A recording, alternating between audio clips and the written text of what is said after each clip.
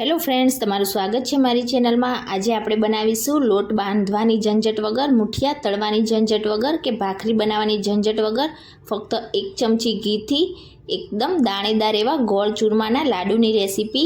આ લાડુ બનાવવામાં એકદમ સરળ છે, એકદમ ઓછા સમયમાં ઓછી ઝંઝટ વગર તમારા આ લાડુ ચૂરમાના બનીને તૈયાર થઈ જશે। તો ચાલો એકદમ ઝટપટ બની જાય તેવા ગણપતિ બાપાના ફેવરેટ આપણે ગોળ ચૂરમાના લાડુ બનાવવાનું શરૂ કરીએ। રેસીપી સારી લાગે તો વિડીયોને લાઇક કરજો, વધારેમાં વધારે શેર કરજો અને ચેનલને સબસ્ક્રાઇબ કરીને બેલ આઇકનને પ્રેસ કરજો એટલે નવી નવી રેસીપીના નોટિફિકેશન આવશે। તો ચાલો બનાવીએ।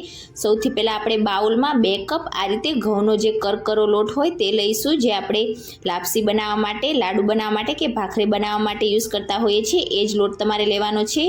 અને હવે આ રીતે એક ઊંડી તપેલી લઈ આપણે એ જ કપથી 1 કપ જેટલું પાણી લઈશું।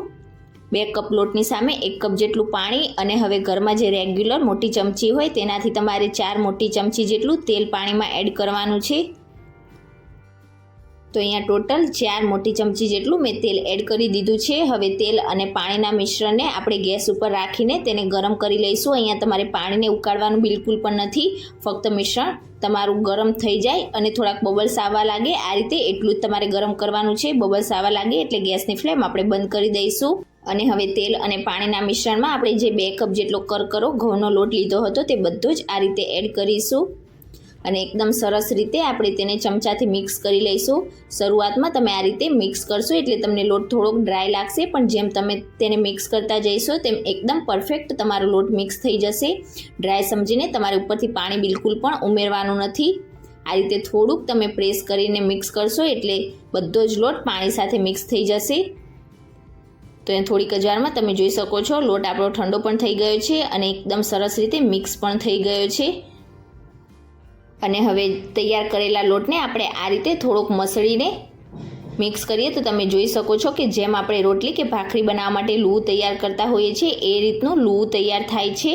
લોટ બિલકુલ પણ લાડુ બનાવવા માટે દાણેદાર નથી અને આ રીતે આપણે હાથમાં જોઈએ તો બિલકુલ પણ ભીનો પણ નથી, એકદમ પરફેક્ટ પાણીનું પણ માપ છે।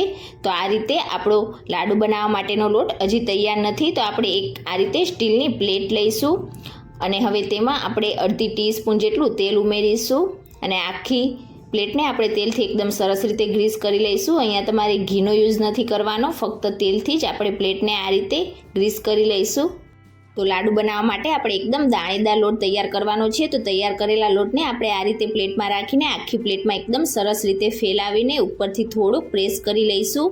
આપણે જે તપેલીમાં લોટને મિક્સ કર્યો છે તેમાં તમે જોઈ શકો છો લોટ બિલકુલ પણ ચોંટ્યો નથી, તપેલી એકદમ આ રીતે ક્લીન છે। લોટને તમારે ઉપરથી આ રીતે એકદમ સરસ આંગળીની મદદથી પ્રેસ કરી લેવાનો છે। તો અહીંયા એકદમ સરસ રીતે બધા લોટને મેં પ્રેસ કરી લીધો છે અને કડાઈમાં પાણી ગરમ કરવા માટે રાખી દીધું હતું અને વચ્ચે આ રીતે રીંગ રાખીને આપણી તૈયાર કરેલી પ્લેટ રાખીશું। અને હવે વરાળનું પાણી આપણા લોટમાં ના જાય તેના માટે આપણે પહેલાં આ રીતે એક પ્લેટથી તેને ઢાંકી દઈશું અને હવે ફરીથી ઉપરથી ઢાંકણ ઢાંકીને આપણે સ્લો ટુ મીડિયમ ગેસની ફ્લેમ ઉપર 15 થી 17 મિનિટ માટે કૂક કરી લઈશું। તો લગભગ 15 મિનિટ જેવું થઈ જાય એટલે ઢાંકણ હટાવી લઈશું અને એકદમ ધ્યાનથી આપણે જે ઉપરની પ્લેટ છે તેને અલગ કરી લઈશું। લોટમાં પાણી ના જાય એ રીતે તમારે પ્લેટને હટાવવાની। અને હવે લાડુ બનાવવા માટે આપણો લોટ એકદમ પરફેક્ટ રીતે કૂક થયો છે કે નહીં તે ચેક કરી લઈશું। તો આ રીતે છરીની મદદથી આપણે થોડોક લોટ કટ કરીને એક બાઉલમાં લઈશું। તો આ રીતે લોટને આપણે કટ કરીએ તો તમે જોઈ શકો છો પ્લેટમાં બિલકુલ ચોંટ્યો નથી અને એકદમ સરસ રીતે તે અલગ પણ થઈ ગયો છે। તો આપણે તેને થોડોક ઠંડો થવા માટે રાખીશું। થોડો ઠંડો થઈ જાય ત્યાર પછી આપણે આ રીતે હાથની મદદથી તેને તોડીએ તો તમે જોઈ શકો છો એકદમ સરસ રીતે આપણો લોટ આ રીતે તૂટી જાય છે।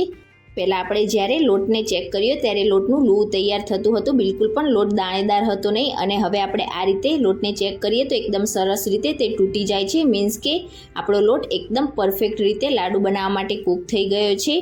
આ રીતે ખુલ્લો થઈ જાય એટલે તમારે સમજી લેવાનું કે તમારો લોટ એકદમ પરફેક્ટ કૂક થયો છે। ગેસની ફ્લેમ અત્યારે મેં બંધ કરી દીધી છે અને હવે આપણે પ્લેટને કડાઈમાંથી બહાર નીકાળીને થોડીક ઠંડી થવા માટે રાખીશું અને લોટ એકદમ સરસ રીતે ઠંડો થઈ જાય એટલે આપણે આ રીતે એક મોટા વાસણમાં તેને ટ્રાન્સફર કરી લઈશું અને હવે લોટને આપણે હાથની મદદથી તોડીએ તો તમે જોઈ શકો છો એકદમ સરસ રીતે તૂટી જાય છે અને પ્લેટ પણ આપણી એકદમ સરસ ક્લીન છે, બિલકુલ પણ લોટ તેમાં ચોંટ્યો નથી. આ રીતે લોટ તમારો તૂટવા લાગે એટલે સમજી લેવાનું કે એકદમ પરફેક્ટ રીતે તમારો લોટ કૂક થયો છે. અને જો લોટ આ રીતે તૂટતો ના હોય તો તમારે તેને થોડીવાર માટે વધારે કૂક થવા દેવાનો. લાડુ બનાવવા માટે તમારો લોટ એકદમ સરસ રીતે આ રીતે તૂટવો જરૂરી છે. હવે બધા જ લોટને આપણે મસળીને હાથથી એકદમ સરસ ભૂક્કો તૈયાર કરી લઈશું. તો અહીંયા તમે જોઈ શકો છો ફાઇનલી ચૂરમાના લાડુ બનાવવા માટે આપણો એકદમ દાણેદાર લોટ બનીને તૈયાર થઈ ગયો છે. આ લોટને જો તમે ચાળવા માંગતા હોય તો ચાળી શકો છો, પણ અહીંયા મને ચાળવાની બિલકુલ પણ જરૂર નથી. એકદમ સરસ દાણેદાર આપણો લોટ તૈયાર થઈ ગયો છે, જે લાડુ બનાવવા માટે એકદમ પરફેક્ટ છે. આ રીતનો તમારો લોટ હોવો જોઈએ એટલે એકદમ પરફેક્ટ લાડુ બનશે. હવે આપણે તેમાં આગળની પ્રોસેસ કરી લઈશું. લાડુમાં એકદમ સરસ ફ્લેવર આવે તેના માટે અડધી ટીસ્પૂન આપણે એલાયચી પાવડર ઉમેરીશું અને અડધી ટીસ્પૂન જાયફળનો પાવડર ઉમેરીશું. જાયફળના પાવડરનો ટેસ્ટ પણ લાડુમાં એકદમ સરસ લાગશે. હવે 4 થી 5 જેટલા કાજુ અને 4 થી 5 જેટલી બદામના આ રીતે મેં ટુકડા કરી લીધા છે, તો તે પણ ઉમેરીશું. અને 2 થી 3 ચમચી જેટલી કિસમિસ ઉમેરીશું. કિસમિસનો ટેસ્ટ લાડુમાં એકદમ સરસ આવશે. ડ્રાયફ્રૂટ્સ જો તમને ના પસંદ હોય તો તમે સ્કીપ કરી શકો છો. હવે પેન લઈ આપણે તેમાં 1 મોટી ચમચી જેટલું ઘી ઉમેરીશું. અહીંયા જો તમારે થોડા ઘીનો ઉપયોગ વધારે કરવો હોય તો વધારે પણ કરી શકો છો. અને અડધા કપ જેટલો ઝીણો કટ કરેલો આપણે ગોળ ઉમેરીશું. ગોળને તમારે કટ કરીને જ ઉમેરવાનો છે, એટલે જ્યારે તમે તેને ગરમ કરો ત્યારે એકદમ ઝડપથી તે ગરમ થઈ જાય અને બિલકુલ પણ પાયો ના થાય. તો 2 કપ લોટની સામે 1 કપ જેટલું પાણી અને અડધા કપ જેટલો ગોળ અહીંયા મેં લઈ લીધો છે. જો તમને ગળ પણ વધારે પસંદ હોય તો તમે 3/4 કપ જેટલો ગોળ પણ લઈ શકો છો. હવે ગોળને આપણે ફક્ત અહીંયા એકદમ સરસ મેલ્ટ જ કરવાનો છે, તેનો પાયો બિલકુલ પણ નથી કરવાનો. વધારે ગરમ ના થઈ જાય એ વાતનું તમારે ખાસ ધ્યાન રાખવાનું. થોડીક જ વારમાં તમે જોઈ શકો છો ગોળ આપણો એકદમ સરસ રીતે મેલ્ટ થવા લાગ્યો છે અને સાઈડમાં આ રીતે નાના નાના બબલ્સ પણ આવવા લાગ્યા છે. મીન્સ કે આપણો ગોળ એકદમ સરસ રીતે ગરમ થઈને મેલ્ટ થઈ ગયો છે.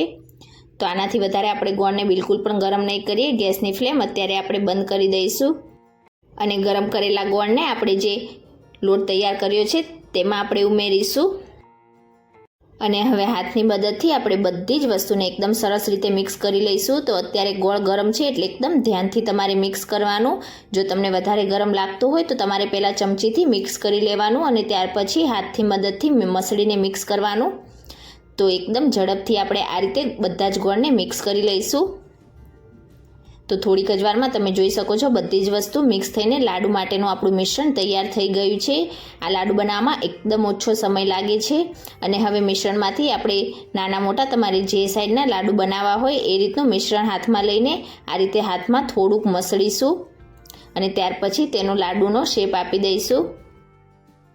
અને હવે આ રીતે લાડુનો શેપ આપી દીધા પછી આપણે પ્લેટમાં થોડીક ખસખસ ફેલાવીશું અને તેમાં એકદમ સરસ રીતે લાડુને રગદોળીને એકદમ સરસ રીતે બધી જ ખસખસને આપણે કોટ કરી લઈશું લાડુથી.